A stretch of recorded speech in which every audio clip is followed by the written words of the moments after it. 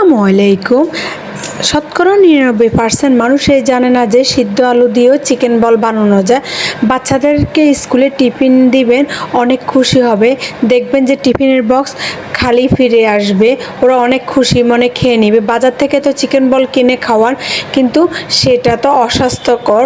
আপনি কিন্তু নিজে হাতে তৈরি করেন না, সেজন্য অস্বাস্থ্যকর বলতেছি।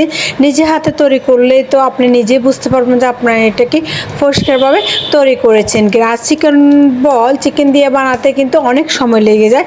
সেই ক্ষেত্রে বাচ্চাদেরকে আপনারা আলু দিয়ে চিকেন বলটা বানিয়ে দিতে পারেন। বাচ্চারা কিন্তু একদমই বুঝবে না যে এটা কি মাংসের চিকেন বল নাকি আলু দিয়ে চিকেন বল। আর আমার ভিডিওগুলো যদি আপনাদের দেখতে ভালো লাগে তাহলে আমার চ্যানেলটিকে সাবস্ক্রাইব করে দিবেন, বেল বাটনটি অল করে দিবেন। আর যদি ভিডিও দেখতে আপনাদের ভালো না লাগে তাহলেও পুরো ভিডিওটা ধৈর্য সহকারে দেখবেন। আর দেখতে দেখতে যদি কখনো এক সময় যদি ভালো লেগে যায় তাহলে আমার ভিডিওতে একটি লাইক দিবেন। আমি ভালো করে আলুগুলোকে ম্যাশ করে নিয়েছি। আপনারা হাতের সাহায্য করতে পারেন বা স্টিলের বাটি বা কাঁচের গ্লাস বা স্টিলের গ্লাস, যেভাবে আপনাদের ম্যাশ করতে ভালো হয় সুবিধা হয়, কিন্তু ভালো করে এটা ম্যাশ করতে হবে। সেই জন্য আমি এখানে ছেঁচনির সাহায্যে ম্যাশ করে নিয়েছি। আর এখানে আমি কর্ন পাউডার দিয়েছি।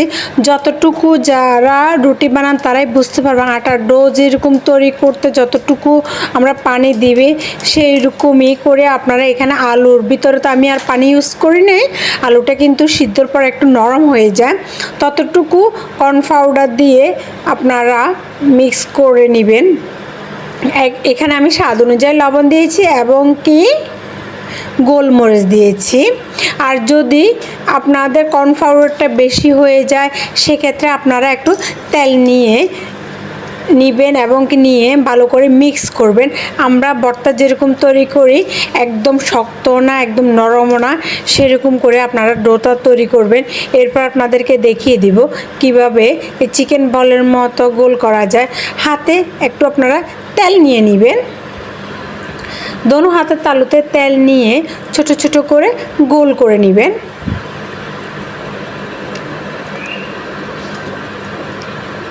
সুন্দর করে আপনারা গোল করে নেবেন। গোল করে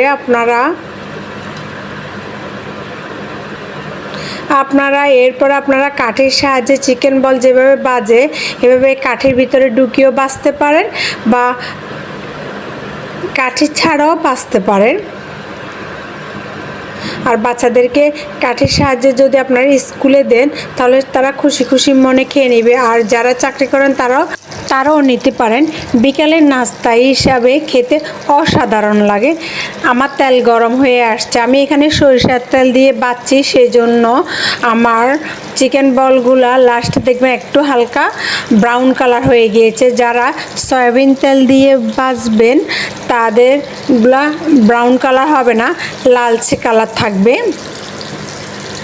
আর আমার বাচ্চাদের ঘন ঘন ঠান্ডা লাগে, সেই জন্য আমি সরিষার তেলটা খাই এবং কি সব তরকারিতেও আমি দিই। আমি মিট আগুনে এইগুলো ভেজে নিব। এগুলো কিন্তু ধীরে স্থিরভাবে উল্টে দিবেন। এক পিঠ হওয়ার পরে চুলাটা বন্ধ করে আরেক পিঠ উল্টে দিবেন। আর না হলে কড়াই বা পাইবেন যেটাই নেন দুটা হাতল ধরে হালকা হালকা করে নাড়াচাড়া করে দিলেও হয়ে যাবে। আমি হাতল ধরে নাড়াচাড়া করে উল্টে দিয়েছি, দেখছেন কি সুন্দর কালার হয়েছে।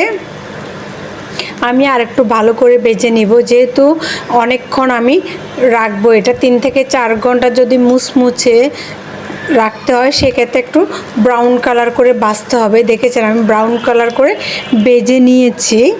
এগুলা 3 থেকে 4 ঘন্টা মুচমুচে থাকবে।